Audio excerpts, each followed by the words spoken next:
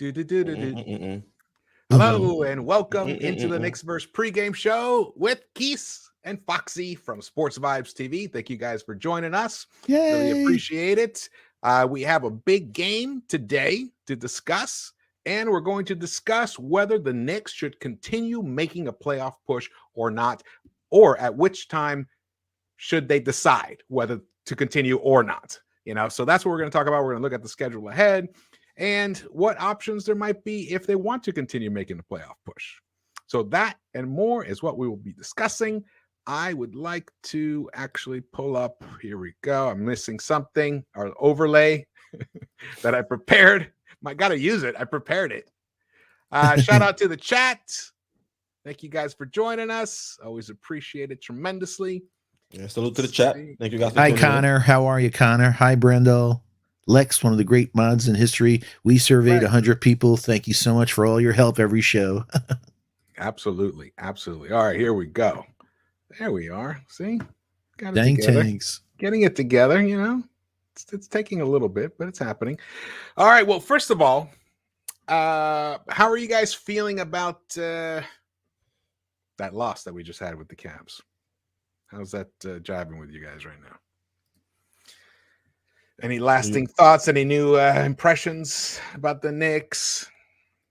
I mean, I was upset the fact that Cam got DMP'd. I mean, we talked about this off screen, but you go and make a move for a guy like Cam, and I know Kimba was coming back into the lineup, but to say that there's no minutes in the rotation to get a guy with that ability into the lineup, especially when you see how the team played in the third quarter. We shot 29% from the field in that quarter. We shot 20% from three, and then we shot 30% from the free throw line. So we struggled trying to create offense. We struggled mightily at the free throw line, and you're telling me Thibs couldn't look at his bench and say, hey, we've got a player like Cam that could come in and at this moment and provide us with both shooting and offense. I think that was a missed opportunity.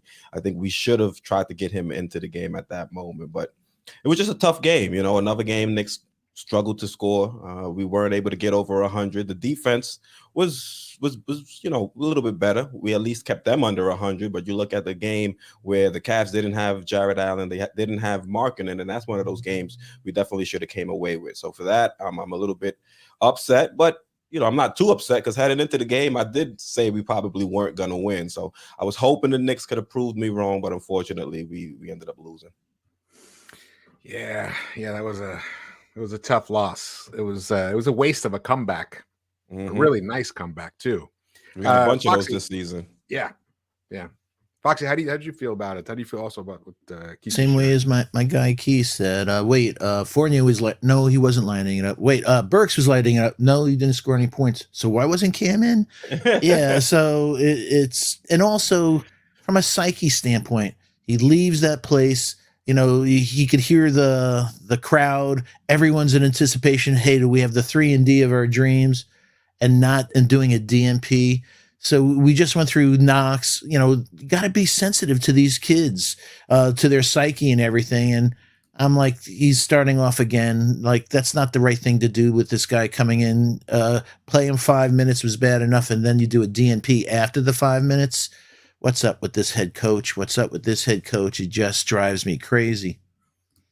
So why do you guys think, and I'm going to ask Keith first, why do you think Thibs chose to basically just kind of, showcase him, give him a little cameo on Sunday, 5 minutes, and then on a back-to-back, you would think, oh, this is where he's going to get some extra minutes, because my guys are going to be tired.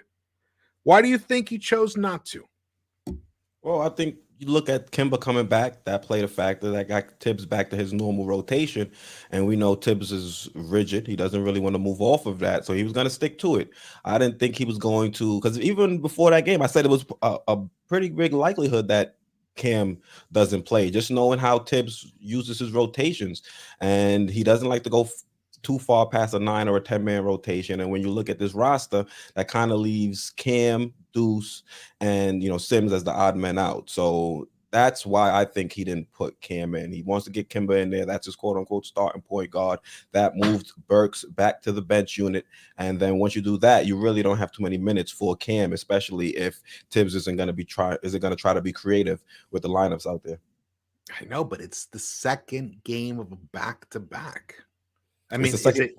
The first game of a back-to-back, you don't play your 40 some odd Yeah. minutes. So the fact that he did that, I Oh my- wasn't shocked he decided to put them out there for 30 some odd minutes again. That even made it worse. Yeah. RJ played the entire second half of the game against the Clippers, 43 minutes. Randle played 40.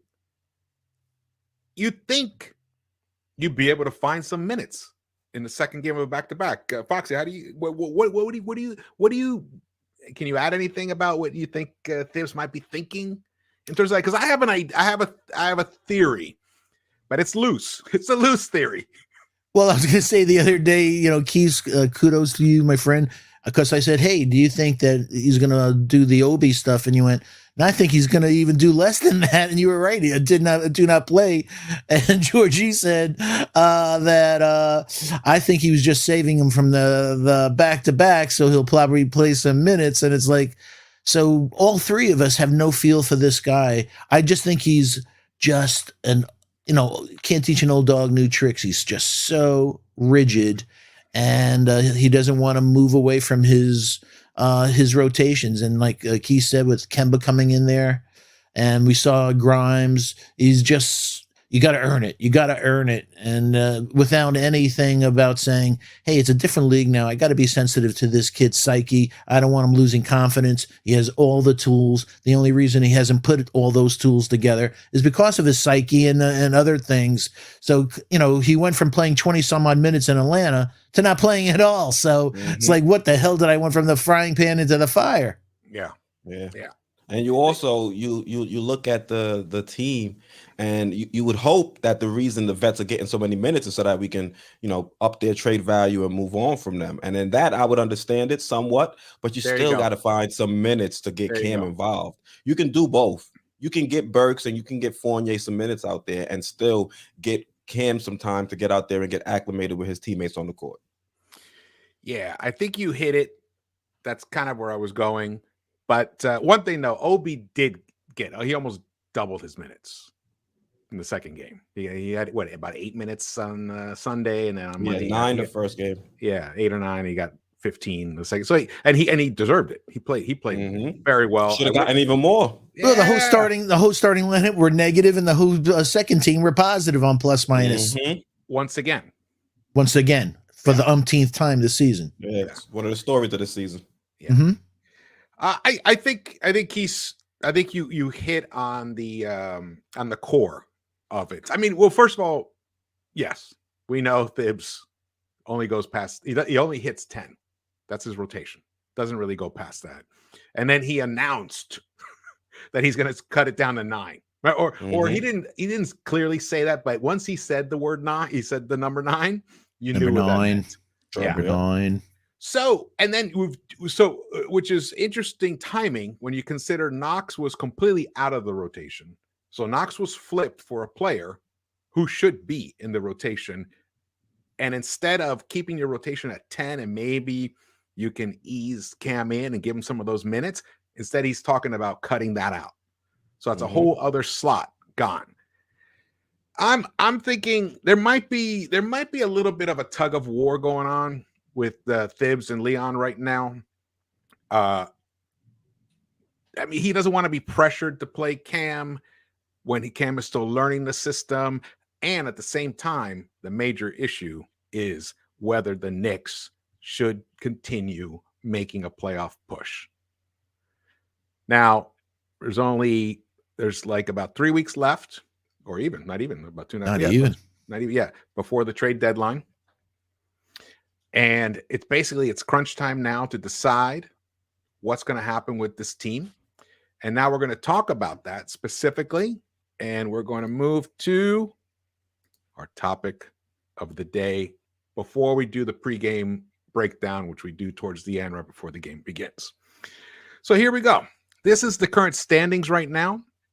The Knicks are going to play the Heat tonight, the number 1 team in the East, by half a game over the Bulls. And the Heat are on fire lately. They really are on fire lately. They're going to be a tough matchup for us. And the Knicks currently are in 11th place. We are technically tied with the Wizards. I'm not sure exactly. Are we losing the tiebreaker. The tiebreaker? We must be. Yeah, if they have it set up like that. Yeah, ESPN's pretty good at keeping track of that. But look how close we are, though. 7.5, and really from 7th place, from Charlotte, we're only 3 games back from Charlotte.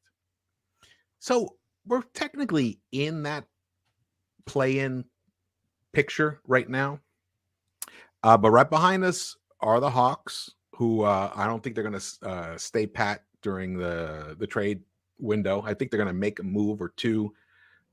I mean, the time for them is now. They've spent a lot of money on that team.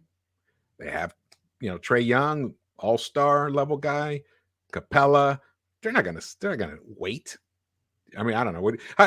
And then here's a tweet that I saw that Robert Kearns put out, Knicks tape 2005, which is interesting to note here. The Knicks are on pace to win 40 games this season. Should they manage to do that, it will be the first time since the 2001 seasons that the Knicks managed to win 40 or more games in back-to-back years. Thibs was an assistant on those teams. Just to give you guys an idea of where guys are prognosticating that the Knicks might finish, 40 wins. So 40 wins, I think, would probably qualify us for ninth or 10th seed. It's looking like. Foxy, what's your initial feelings about all this stuff? I don't know from a strategy standpoint if we were GMs sitting around the table, I'm like, how do we think about a playoff push when we have such chaos in our point guard position, in our 5 positions? We have to stay, the playoffs, we have to have a stable, lineup and roster. So night to night, can Kemba, how we've talked the last week or so, RJ and the team's better with Kemba on the bench, but it doesn't seem that's going to change. So, waiting for Derek is going to probably be too late. So running Burks, running IQ, we don't know. So it's very difficult to think about a playoff push when from game to game, you're like saying, what's happening at the point guard position? Is RJ running the offense today or RJ standing in the corner today? In the 5 position, is Mitch playing? No, he's out. Is Noel playing? No, he's out. And then the other things we just discussed that, hey, we have this crazy schedule coming up. Are we doing anything to maybe phase in at a very slow pace Cam, because we're going to need him against elite teams, both on both ends of the floor? Let's maybe phase him in. So everything they're doing, I'm like saying, how the hell could we think about a playoff push when I can't even think about us winning the next 5 games? Yeah. How about you, Quis? What's your feeling about? Do you think it's like it's not even a choice? I mean, I don't want to interrupt with you actually led me to where I was going. I mean, if it's not making a playoff push, it's going to be tanking, and I don't really think tanking is the way we should be going. So I'm fine with us making a playoff push. My only thing is, if we're going to do that, we have to do it with it being spared or being put into motion by RJ and by some of these young players, not with the vets getting the majority of the minutes. I'm perfectly fine with us playing RJ, playing Quick, playing Grimes, playing these young players extended minutes and us falling short or where are we now? 11th, 12th? Yeah. I'm fine with us. I mean, we're basically tied for 10th. I mean, exactly. We're there. I'm perfectly fine if we were to miss the playoffs, but we, ended the season where our young guys are making impactful plays out there on the court, and we're led by them. But what I don't want is us to make a playoff push, and we're playing, Burks, Fournier, the bulk of the minutes. Same thing with Kemba at point guard. I think if we were to do that, it would kind of be almost like a lost season. If you look at this team, we went out there, we made the trade for Cam. So I'm okay with us not being top 10 in the draft, because I feel like we went out and we brought in a player like Cam that can be that elite wing for us, like Foxy said. And I'm cool with us not having to have a high draft pick in order to up the talent level on this team, because I feel like we already did that with the Cam move. So I'm okay with us making a playoff push fueled by some of our young players, as opposed to making a playoff push where we're giving the vets a lot of the minutes out there on the court.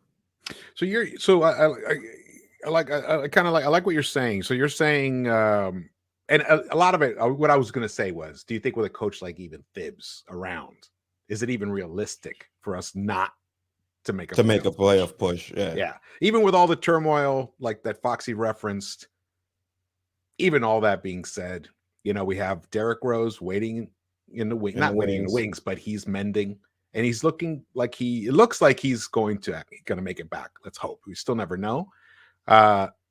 And we just brought in Cam. RJ is starting to really ascend. Unfortunately, as he ascends, Randle's like just nosediving. So I like that approach, the thinking where you're saying basically, look, we have Thibs as our coach.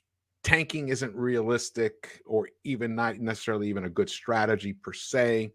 However, if we do make a playoff push, it should still be done by putting the focus on the young core of the team and having them develop. So it's like a development and still continue the playoff push, and then use the vets to feed into that. Mm-hmm. And Foxy, what do we say? Defense and development, right?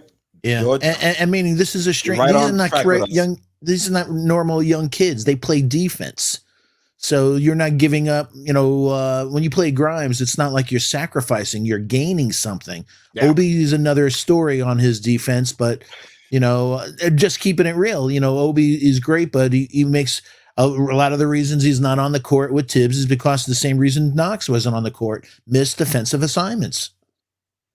Yeah. Yep. I think. Well, let's look at this. Let's look at the schedule here, man. So this is the next, believe 8 games. Next 8 games before. Oh, sorry, jumped ahead. Make sure you guys stay tuned. That was a little sneak peek into the pregame portion of the show. It's a teaser. I say it's a teaser. That's right.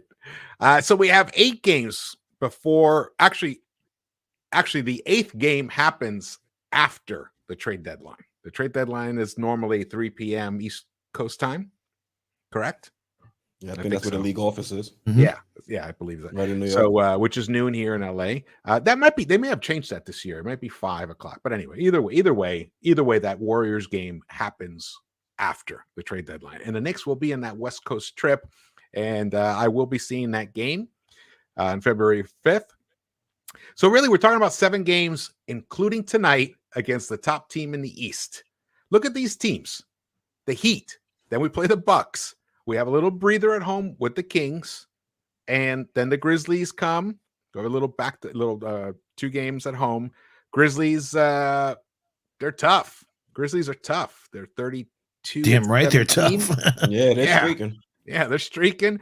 Though we match up well with them, but either way, they're still going to be tough. It's going to be a tough game. Then we go on the road to Los Angeles, play the Lakers, then Jazz, Nuggets, and then the Warriors. By then, I mean, let's just look at the first 7 games, not even look at the Warriors game. Oh, the 1 and 6. Okay, yeah. So we won't talk 1 and 7. We might be 1 and 6. I know. Yeah, so we could be 24 and 31, right? Yes, 24 and 31. That's harsh. That's harsh, man. And we came off the easy part of the schedule that we were supposed to eat on. Yep. Yeah, we were supposed to be. We still have the second toughest schedule, so it's going to be tough. And we have we still have the second toughest schedule for the remainder of the year. Mm-hmm. Yeah, man. If we had been like 2 games over 500, which is kind of was realistic for this team, but then we dropped those games, man. Those were bad. That's why stealing that Cavs game the other night was so important. It really broke us a little.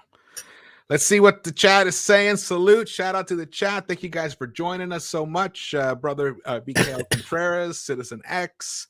Awesome to see you, man. Revolution 2829. Shafe Diesel. Anyone that you guys want to shout out to? My friend Gideon Amaqua, otherwise known as G Money. I hope all is well. Check him out. He does a show on my friend Kev on Bronx Jedi Sports Network. So check him out. As always, brother BKL Contreras, like you said, he's like a brother to me after all this time. Dare House, Air Force One. Quis, anyone you want to give a shout out to? You got Herbie Mack in the chat. Annuity 25. Salute to you guys. Appreciate the support. Tuning into the pregame show. Severinks, as always. Annuity 25, yeah. And my man, Citizen X-Man of the SV Nation. Yeah, man. Air Force One. And Danny Landis, I don't want to forget him. Air Force One. Gideon. And George. Yes. Just to add to the point of us having the second toughest schedule, if you look at the Eastern Conference and the other teams' schedules, a lot of them have much easier schedules. You look at the Indiana Pacers. I know they're still struggling, but they could always make a push. They're within reach. They have a much easier schedule. Cleveland has the easier schedule. They're ahead of us, so they can, increase their lead. At the Hawks have an easier schedule. Boston Celtics.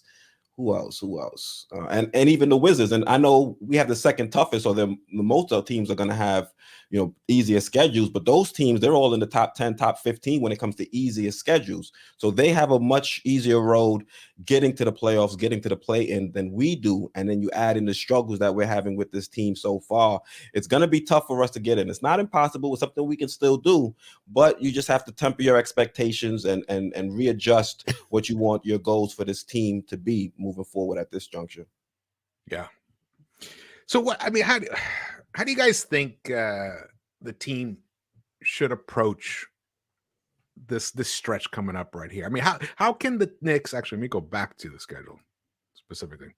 So we have the Heat tonight, which we're going to get into in detail, which I know looks like a really tough and we're going to get our asses kicked. However, weird things do happen. So look what happened last night. The Clippers and the Wizards. That was insane. It was an insane comeback.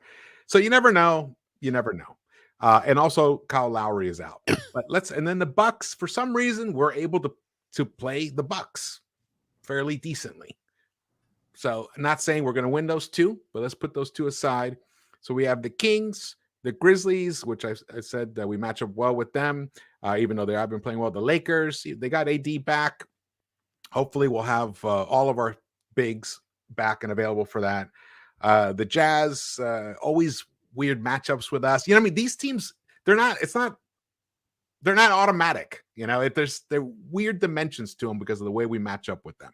And then there's the Nuggets, who are still fairly depleted, even though they have Jokic, who's playing insanely well. Is it even realistic that the Knicks can pull off, go 4-3 in this 7-game stretch? If you just joined us, we're removing the Warriors from the discussion because that game takes place right after the trade deadline. So this is all impacting the trade deadline, the decision making is why we're talking about this way. Foxy, do you believe there's any chance that the Knicks can go 4-3 in the 7-game stretch? Or to do so, actually a better way to phrase the question, sorry, brother. Better way to phrase the question is, what would it take for this team to go 4-3 in the next 7 games? It's what we saw, what we've talked about, RJ and Randle being aggressive, Randle playing like the second team all NBA, cutting down on those turnovers, but boxing out, fundamentals, just everyone doing what they're supposed to be doing, playing hard-nosed New York Knicks type of defense. And, hey, it all starts on defensive side. If we lock in, play good defense, and hit, hey, last game, what did we shoot? 31.6% from three. Hey, it's really, really critical that we shoot well from three. And it bothers me that this year that we're 27th in field goal attempts. So I thought getting Fournier and a few others and changing a few things that we were going to get up a few more shots, but that hasn't happened. So getting back to your thing, starting with defense, play great defense, hit our threes, and pass that ball movement. So we're not stagnant on the assists per game. We had 21 last game. Let's get back in that 26 number. All right. How about you, Quis? What's your feeling on that? That sigh is my feeling on that.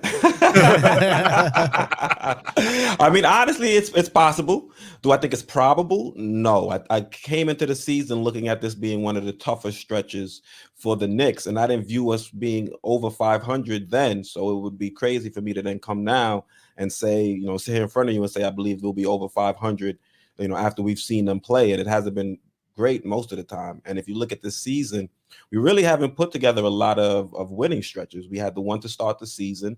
We had the one where we right before Kemba came back, where we beat the Hawks and a few other teams. But other than that, we really haven't been able to string wins together. And I don't see us, the Kings, that's a favorable matchup. But outside of that, you're looking at us being, pretty big underdogs in each of those games. So I would hope we're able to be 4-3 on this stretch, but I just honestly doubt it. I just don't see us gelling. I don't see Thibs making the right adjustments when this team is struggling to help us stay close in games. You're just like totally like it's not even worth talking about what No, how can they do it? You're just keeping it real. I'm not saying that, but I'm just saying if I were a betting man, I would just bet against it. I mean, even if we don't go 4-3, I'm not going to look at this season and say it's a loss, unless we go 4-3 and you've got Fournier playing 30 minutes, you got Burks playing 27 minutes, you got Kemba playing 25, 30 minutes. Then it's like, okay, we've got these guys playing and we're losing.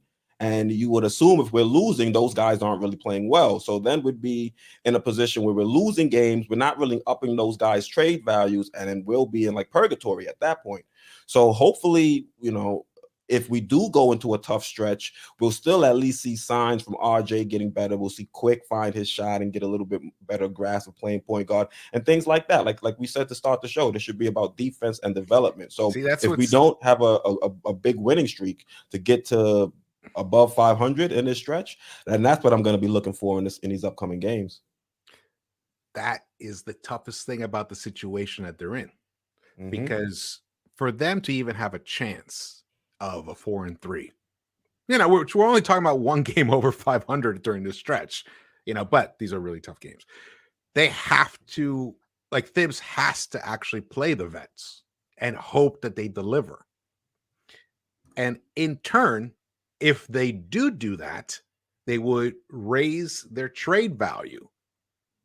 So then we might actually end up trading a Burks or a Fournier. I think one of those two guys have to go, and possibly Kemba himself. Now, Kemba, we can always cut him later on. It's about $4 million left for this season and $8 million for next season or something like that. Anyway, it's not crazy amounts of money.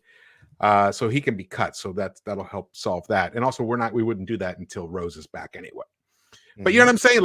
Okay, we need these guys so that we can, we need them to play well, including Randle, because Randle's the key. Like Foxy said, if Randle returns, if suddenly he wakes up and he had a great, morning in Miami Beach, and then he went into the arena there and just feeling it, and he just lights it up tonight, and he goes on a roll, which we've seen him do. Yeah, I think that's key. The Knicks don't have a chance at all to go 4-3 unless Randle returns to some semblance of what he was last season. Doesn't have to reach that pinnacle, that 24, 10, and 6 and 40% from the three, but no 6 or 7 turnovers. That's the key. Exactly. So it's a super chat. It's a weird situation. Yeah, you got a super chat, George. Oh, we have a super chat. Thank you, man. Oh yes, thank you. Video Micah, thank you so much for contribution, man. Jamaica. Yeah. Video Micah. For everyone looking for Cam to play ASAP, the reason for playing Burks, Kemba, and Evan more than the young guys is to show them off for other teams. 100% correct. 100% correct, Video Micah. The only issue is we did that against the Cavs, and that was a winnable game. And does anybody think we raised the trade value of Evan or Burks after that game? I don't think they showed anything, and that's another L in the loss column. So, well, that was a really nice 0 points by Burks, though.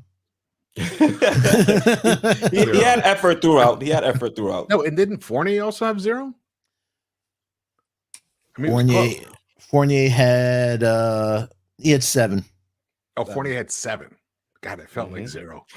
And also, George, in your response, you all. mentioned 4-3 is only, a game over 500. But if you look at the Knicks last few, not all the games we've played, it'll be hard to find a stretch of basketball in which we've played a game over 500. I mean, we've had a few stretches there where we've got wins in bunches, but for the most part, we can't string any wins together.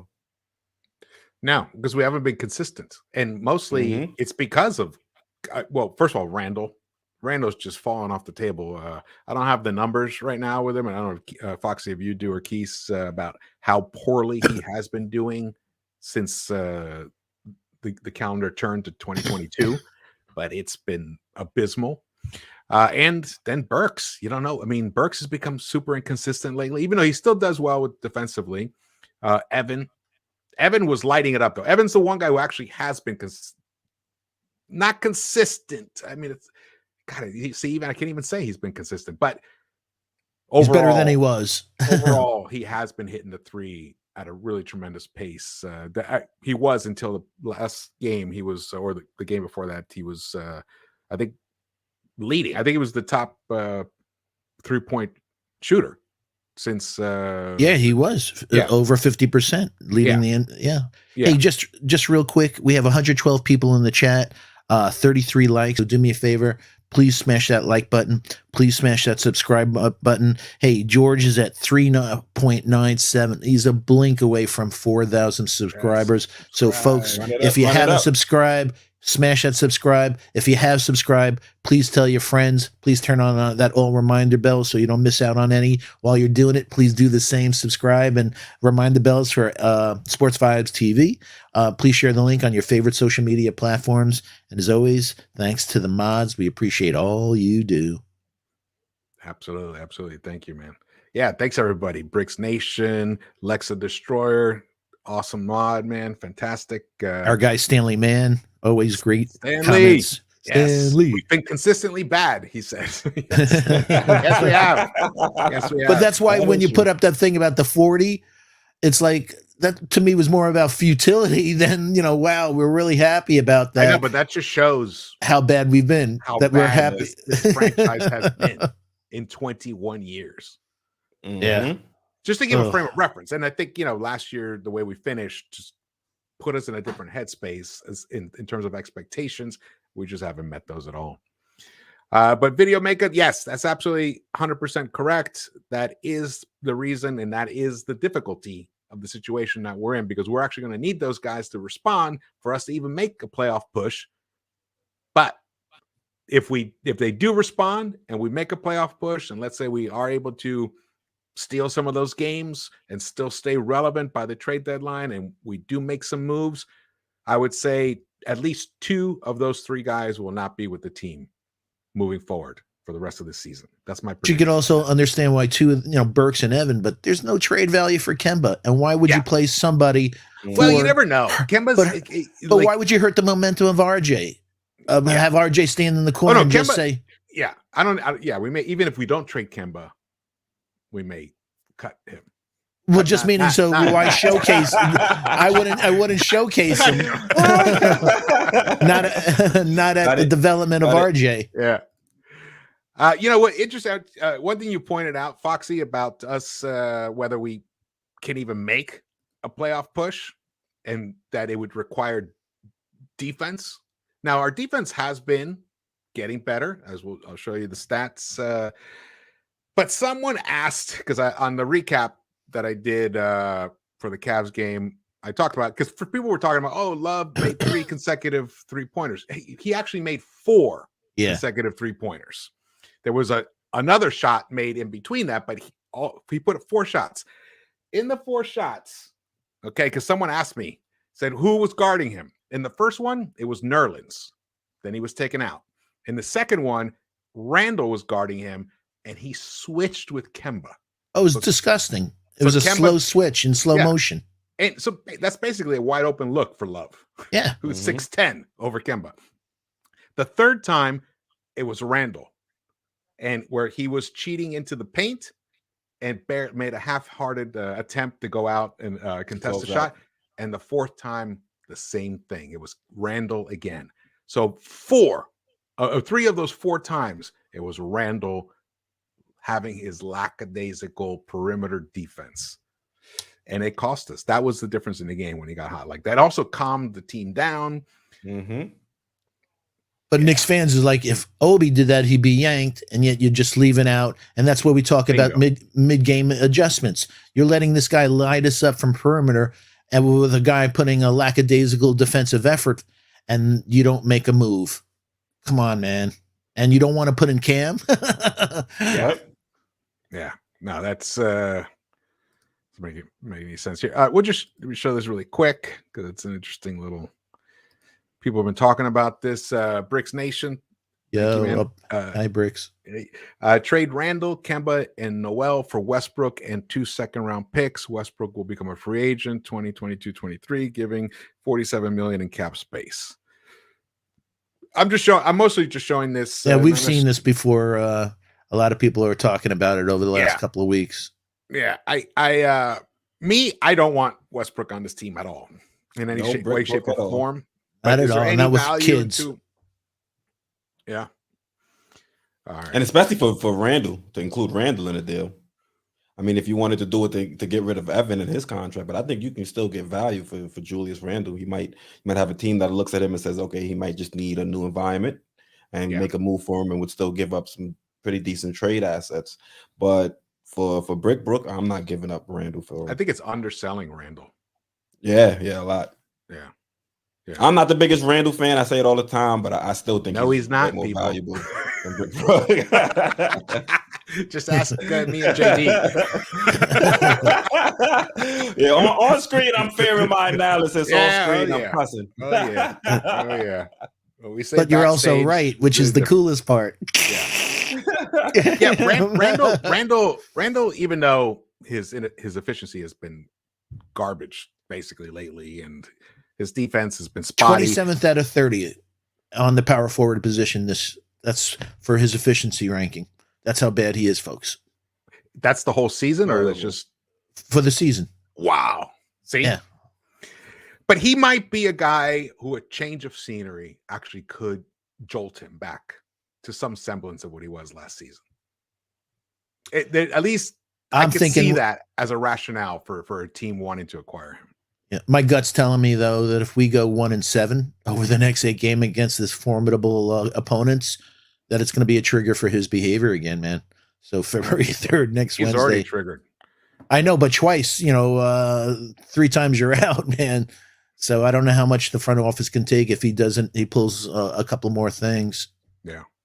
So Mitch is back, but Nerlens is out. Is that what the case is? Yes. Yeah, Kemba, Fournier, Barrett, Randle, and Mitch is the starting lineup. Thank you. You surveyed 100 people. Thanks for that, man.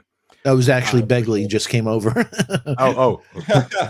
Any news on the Heat starters? So I know Lowry is out. In fact, let's move on. Harrell is back though.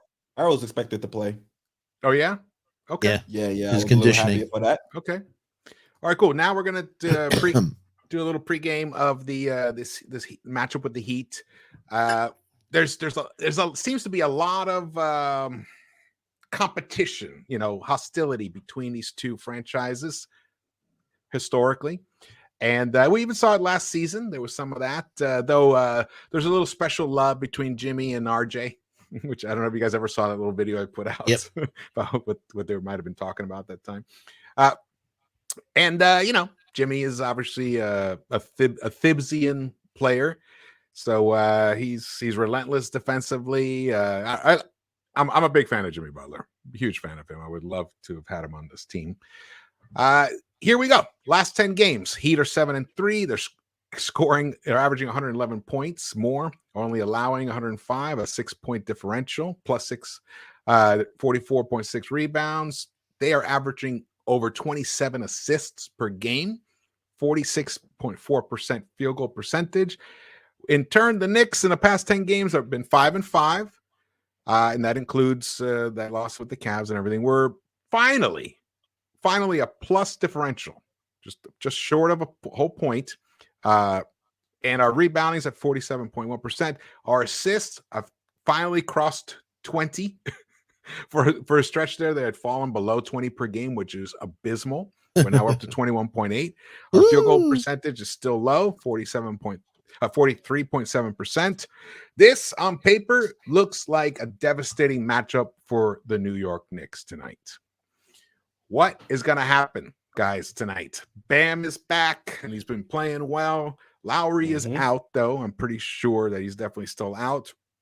Tyler Hero's back, you said, Quis? Yeah, he should be back. So, Quis, what do you think, man? Do we have a chance tonight?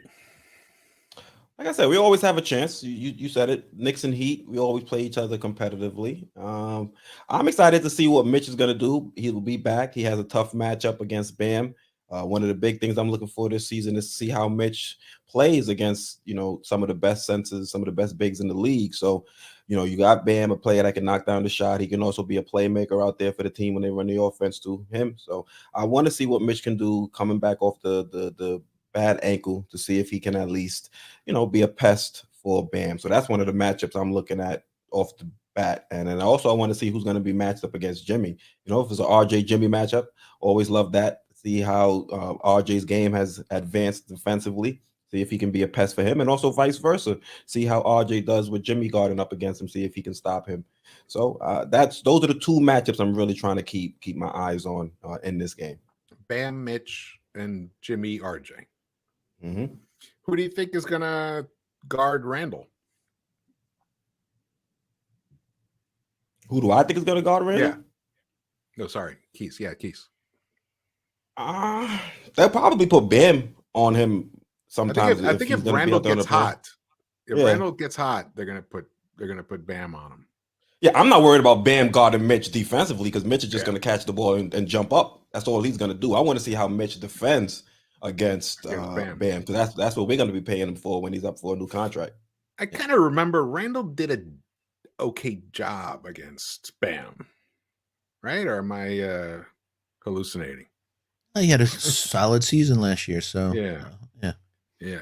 So Foxy, how about you? What matchups are you most? The biggest matchup for me actually is in the coaches. People have heard me say this before that I think he gets outcoached every time last year. You heard me getting mad saying, "Did you see the traps that Eric threw at the Knicks last year?" And they didn't respond. So I wouldn't be surprised they're going to throw some traps at us again tonight. So I was upset last year that we were unprepared, and now in our point guard position, we don't really have elite point guards that'll be handling that. So that's something to look at. We have to run them off the 3-point line. They're second in the league in 3-point percentage, so we have to do that. That's really important. Yeah, we can't give them open looks. Can't give strategy. Absolutely. Yeah. And one of the key things I look at with this team now is that they're 30th in the league in blocks. So that means for me, and also they're 25th in personal fouls, the hack-a-lock. So I'm looking for RJ and Randle to go to the hole. Go to the hole. If there's not that block, somebody that they are fearful, not a Robert Williams type of force back there, go to the hole. In worst case scenario, they'll get to the foul line. Just folks, could they please shoot foul shots a little better? But I'm really worried about the coach. A lot better. I'm worried about the coach matchup. Yeah, we got to shoot our free throws, man.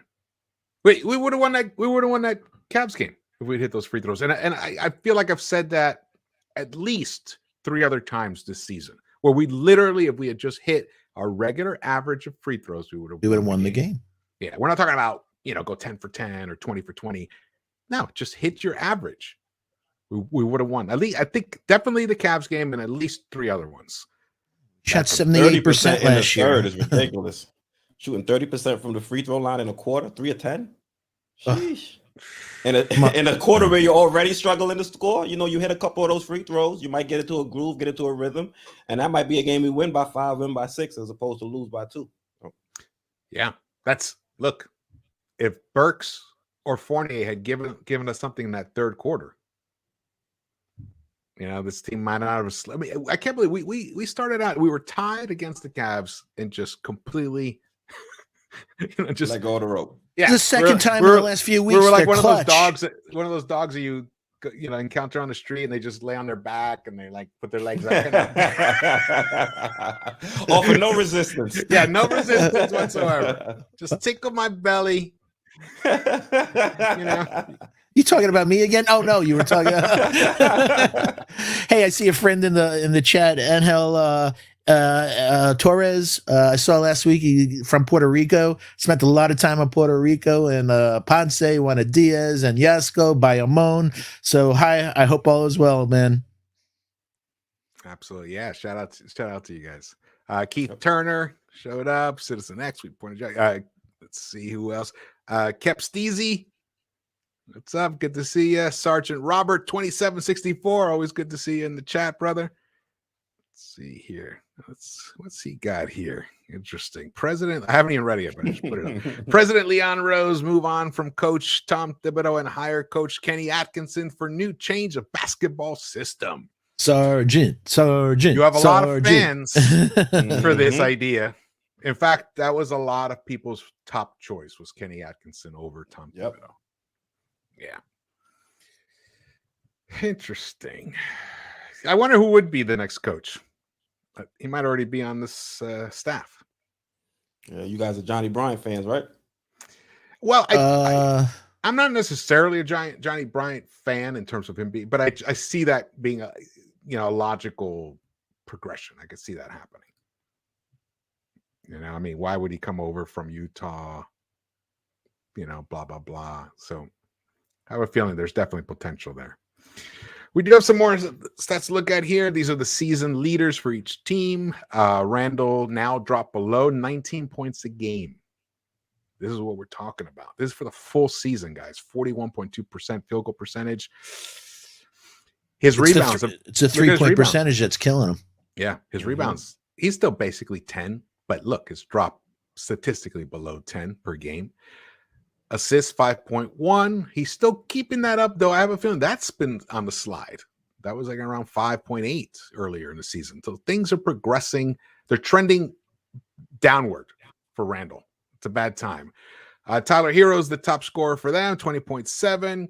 Yurtsevin, 6.4 rebounds. So they're not a big rebounder. They don't have a big presence in the middle. Bam is there for shot blocking and whatnot. But I think technically Randle and RJ should be able to drive and do some damage today on layups. They should. That should be the game plan. Defensively, we got to keep an eye on Yurtsevin too, because he can shoot. Yes, he can. Yeah. Yes, he can. Yeah, every Heat player can shoot the three. Knock down the three. Yeah. You have another a super chat from our guy, Citizen X. Hey, Citizen X. Thank you, brother. Let's see here. Could we have done better with a different coach and the same roster? I don't think we could have done better last season. No. I don't think we could have done. Could we have done as well? Possibly. But better? No. Could we have gone deeper? I don't even think so. The way that Randle just was his level of ineptitude in that playoff series against the Hawks, I don't even think any kind of coach, a coach would have had to have foreseen that and then made instantly adjustments. And it's hard to do that when this guy, second, all-star, second team All-NBAer, we rode his back all the way to the fourth seed. It just wasn't enough time to make adjustments. That's why I just wanted them to win that game 3. If the Knicks had been able to get this series, get it to 6 and 7 games, I think the Knicks could have still pulled out that series because it would have given these guys a little more runway, for them to be able to take off. We just ran out on that 5th game, and it was because of that 3rd game loss that just should never have happened. You have another super chat. However, this season, whoever wants to answer this one. I don't think we would have done better, but I think we might have found ourselves in a better spot this season. Because if we don't go and roll off the 41 wins, I don't know if we give everybody the bag and muddy up the cap space. I don't know if we go out there and bring in a Evan, we go out and spend the $8 million a season on a Kimba. So we probably don't have a better win-loss record, but I think the franchise would have been in a healthier spot cap space and roster-wise if we had have gone with a guy like Kenny Atkinson. Because if you go with Kenny Atkinson, I don't know if he's pushing the guys night in and night out like we saw Thibs do. I don't know if he's relying on the veteran presence as much as Thibs did last season. So I don't think we would have been better. I just think we might have been in a better position now. Also, the rookies were, I mean, he gave quickly. He featured quickly often. Obi suffered, but we know that he suffered. Did he have a choice? Yeah, because of Randle. I don't even right.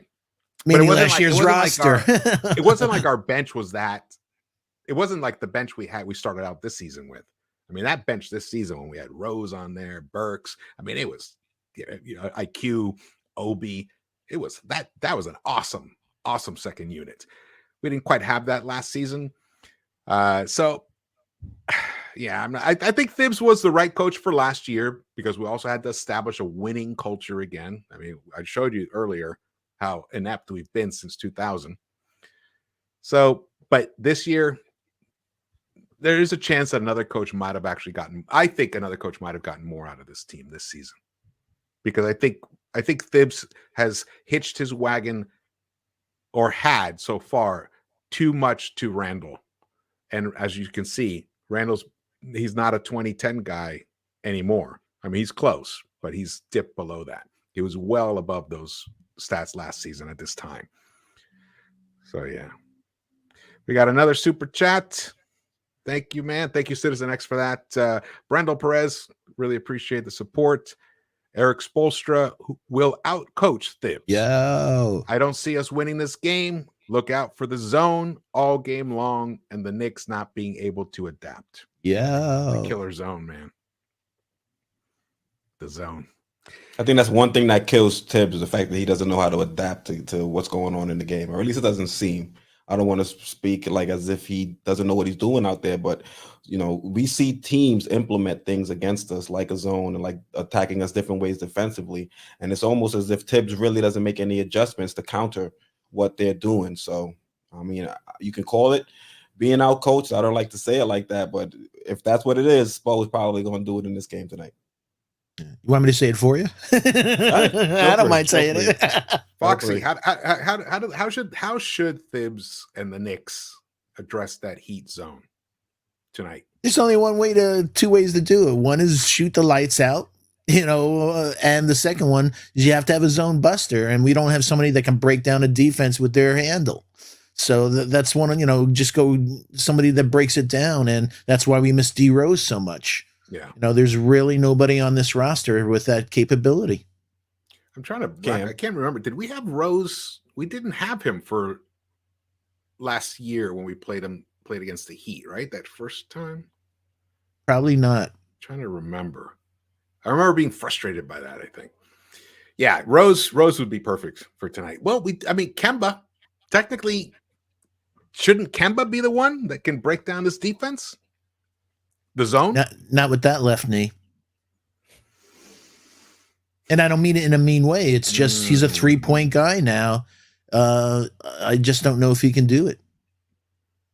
Yeah, but I don't think Foxy. I think Thibs is going to have to rely on Kemba to attempt to break down that defense.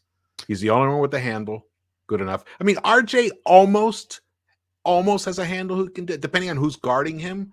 At least he can get to that elbow spot, and that starts make a pass to the big. Exactly. And luckily we have Mitch back tonight, so that might be a way to start. What you need to do is you need to bruise the zone, and that's what starts getting it, softens it up. So absolutely right. Fournier starts raining a few threes. How we've seen him do in those first quarters. And then possibly relaxes Randle, and we get Randle to hit one of those threes from the top of the key. When he hits that, he's usually going to have a decent night. RJ from right at the break or on the corners, maybe he hits a few threes, and then he drives the baseline, finds a cutter. There's ways to do it, but I don't know. I don't think they practice it enough. That, or maybe you think out of the box, maybe a small ball 5 again going against them. Hey, Cam. Thank you. A small ball lineup against the Heat can work. Yeah, but will this coach implement it? So we're all looking at, hey, Obi hit 3 threes the other day, and that was another thing that pissed me off. That the guy, when the basketball gods look down upon you and say, hey, man, you got it. Why you take this kid out? He's waited all year to hit from 3. Just keep him in there. Keep him in there. So we'll see. But those are the things us in our little think tank here is saying, hey, here's the things. Let's think out of the box. But he's just such a rigid dude. I'm thinking a small ball lineup without Randle. I'm thinking a future without Randle. So I know, but I mean that's the game is going to start really soon. So, but who's going to be the 5 then? Because you have the small ball 5. I want Randle Obi. out there because he can at least threaten to hit Obi. the 3. Okay. Obi, Cam, RJ. Either if Burks is hitting his shots, Burks, or Fournier. If Fournier is hitting his shots, then Fournier, and Kemba. That small lineup. No quick. No Grimes. I was about to say. Yeah, I want my Grimes because they're handle, or I mean, depending on how they're doing. I mean, Fournier and Burks have a slightly better handle than Grimes. Quickly, I wouldn't say slightly. They do. They do. Do you want Kemba on Hero? If Kemba and Hero, I'll take Grimes on Hero. Hey, yeah, Grimes. I'll take Grimes on Hero. That's where I'll take a bacon, egg, and cheese on the Hero. How about that? I'll take a little ketchup, and I'm with you. It's always a problem with Kemba. You can't put Kemba on anybody, really. His stats are brutal, man. They're a better team with him off the court. Yeah. And that's the facts, folks. That's just the facts. Yeah. And they're a better team with IQ on the court. And that's the facts, folks. So IQ.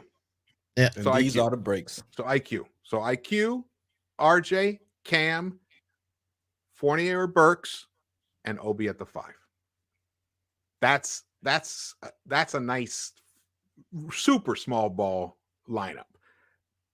They can all shoot the 3. Almost all of them, except for IQ, they can all penetrate. Interesting. But I can see. What are the odds we'll see anything like that tonight? Yeah, I know. But we can see Grimes running him off the 3-point line, but I can't see Kemba doing it. Exactly. Yeah. All right, guys. Well, thanks so much. Right now, we still have 104 in the chat. That's awesome. Thank you guys for joining us. I actually think there's a chance we steal this game tonight. The Knicks are desperate. The backs are against the wall, and Thibs' back is against the wall. So let's hope that he can respond. I want to be optimistic about it. I think it is possible that he can steal this game. The NBA is a weird league. It can happen any night.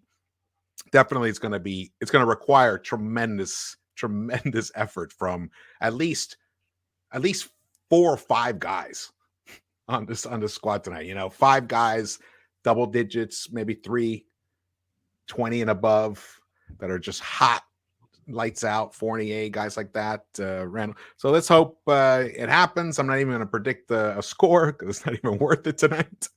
Yeah. Shout out to the chat. George just doesn't want to be on record. Not for tonight. No way. Yeah, no way. He'll point out Foxy, but he won't say nothing to him. Hey, Foxy, you remember last time? Yeah, Foxy. Who's gonna win, Foxy? I am. I'm gonna have a drink once I get off the air. There we go. How about you, Quis? Who's gonna win? I think the Heat are gonna win. All right.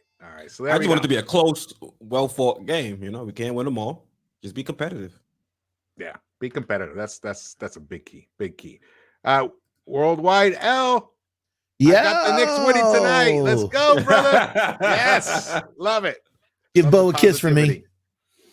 All right, brother. All right, thanks everybody for joining us. Lex, the Destroyer, awesome. Thank you so much for holding it down in the chat. Really appreciate your support. And everyone else here, please subscribe, hit the thumbs ups, and drop your comments even during the game. I read the comments that you guys drop during the replays or whatever. And let's see, man. The future is going to be really in the near future. We're here. This is it. We've been dreading this time, and we are finally here. The Heat, and then the next 7 games are going to be brutal. Let's hope somehow the Knicks surprise us once again, like they did last year. Take some dogs. Yeah. All right, you guys ready? Yes, sir. All right, we will see you guys around.